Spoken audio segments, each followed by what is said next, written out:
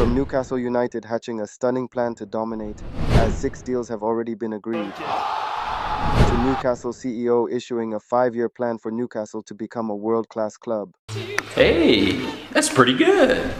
to revealing Alexander Isak's recent performance for Sweden as a number 10. Plus, how did Bruno Guimaraes and Anthony Gordon perform when they faced off? What's the recent exciting news on Lewis Hall and Miley? Join us as we break it all down. Let's go! Starting off, Leicester City have been charged by the Premier League for financial breaches. Are you sure about that?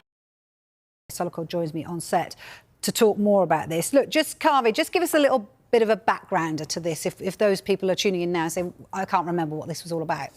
Well, look, we've got the situation now where Everton have been charged twice for breaking these controversial profit and sustainability rules. Nottingham Forest have also been charged. This evening now, Leicester City, even though they're not in the Premier League at the moment, they were relegated at the end of last season, they have also been charged. Now, this is all to do with the fact that Premier League clubs are only allowed to lose a maximum of £105 million over a rolling 3-year period.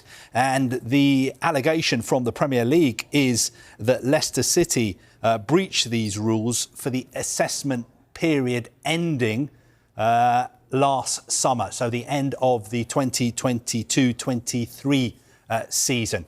And what happens now is that the Premier League have referred Leicester City to an independent commission. Yeah.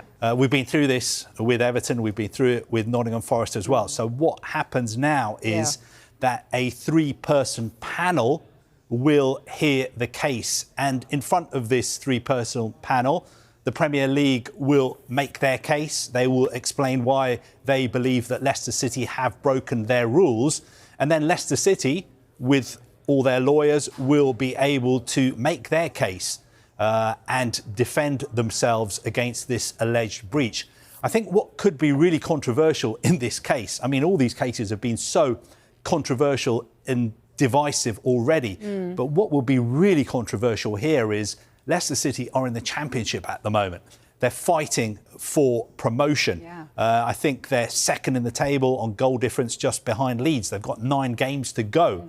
And there's the very real prospect that if they are found guilty, we know what happens in these cases. Teams are hit with a points deduction. So we have the very real prospect that if they're found guilty, if they get a points deduction, if they're promoted, they could start next season in the Premier League on -4, -6, -8, -9. We've even had the Premier League asking for a 12-point deduction in a PSR case as well. So it's interesting to you note that. So I guess, you know, other Championship teams would think, hang on a minute, why shouldn't they be punished then this year? And then that knocks them out of possibly getting promoted to the Premier League. Well, I think the simple answer to that is these alleged breaches happened over a 3-year period when Leicester City were in the Premier League. So it is alleged that they broke Premier League rules. That is why they're going up in front of Premier League Independent Commission. It isn't to do with the EFL, but I can understand why some of their competitors in the EFL would be saying, have they had an unfair advantage because of this? But I think it really puts into sharp focus how controversial these rules really have turned out to be. And it's no surprise that there's so much debate and discussion within clubs about changing these rules as soon as possible. Because Leicester City are a club who, you know, provided the Premier League with one, if not its most memorable moment, winning the Premier League title under Claudio Ranieri. And after that, they actually have had to balance the books. They've had to sell players. You know, some of their managers have not been happy about operating with one hand tied behind their back. It has been very difficult. I don't think you could accuse them of going out and spending crazy money to gain an unfair advantage over their competitors in the Premier League.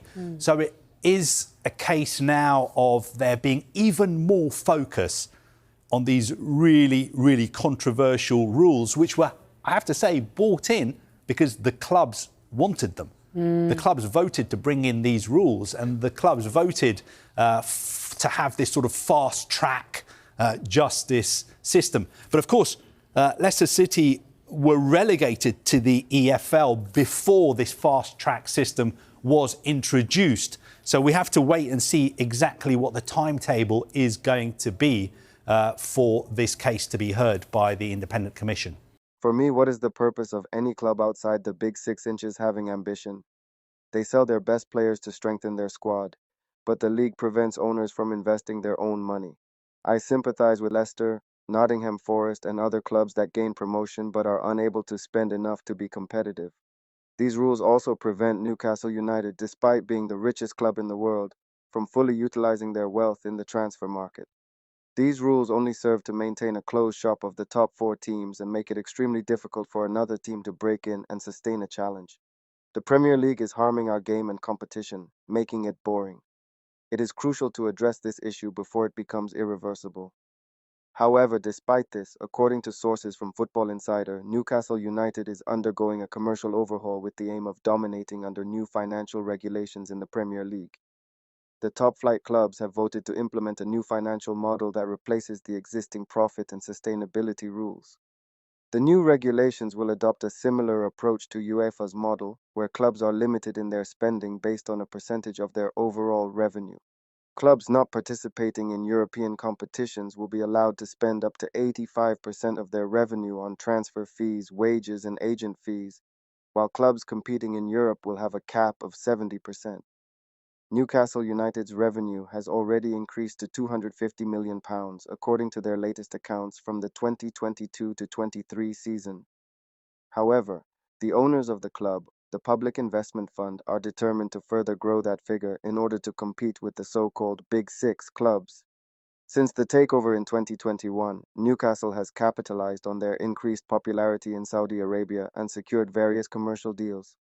They have signed sponsorship and airline partnership agreements with companies such as Noon, Sella, and Saudia.